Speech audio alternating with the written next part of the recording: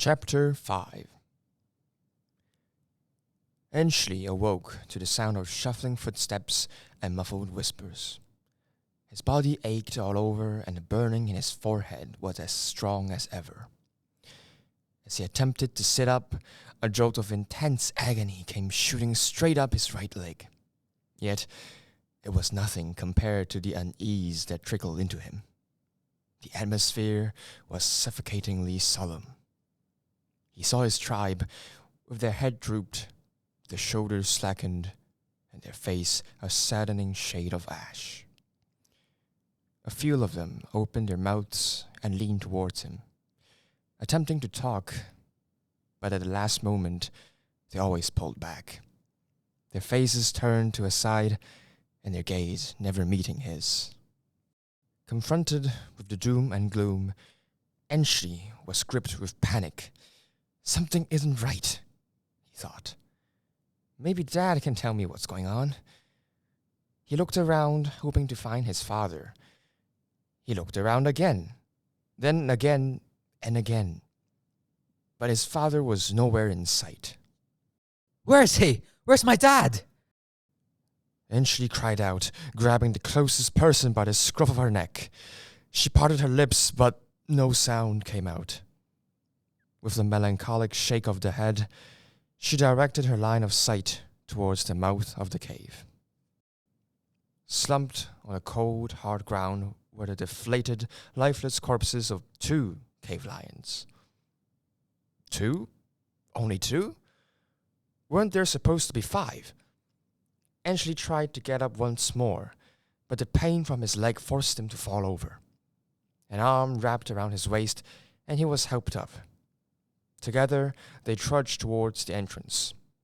With every step Enshli took, he felt the passage of time getting slower and slower, and his heart getting heavier and heavier. As soon as he arrived, he noticed something dark underneath his feet. He touched it. It was flaky, and its stickiness remained at the center. In the dim light, it gleamed a hue of revolting maroon. This was blood, no doubt.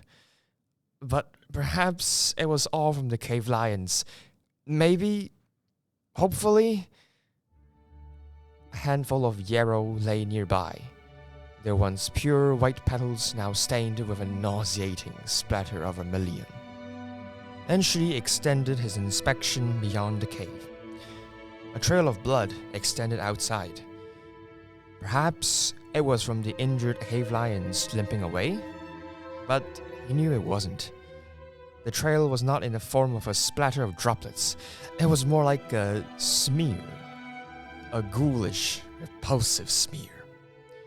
Evidently, something, or, God forbid, someone was dragged off. Maybe the cave lions were hauling an injured companion away?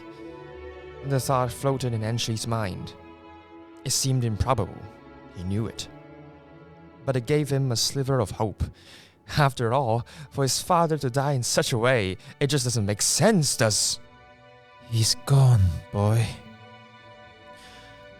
A gruff, coarse voice interrupted his train of thought. Deep down, he knew it. The moment he couldn't find his father, he knew.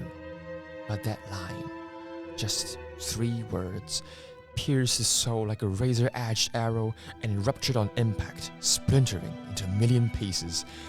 He collapsed backwards and gasped for air. His arms stretched upwards, grasping at his chest. His stomach churned, and his insides twisted and turned. He tried to hold back his tears, but it was a futile attempt. With a gut-wrenching sob, a river of sorrow gushed straight from his eyes and flowed down his sunken cheeks. It wetted the ground, and the blood instantly mingled with a torrent of teardrops.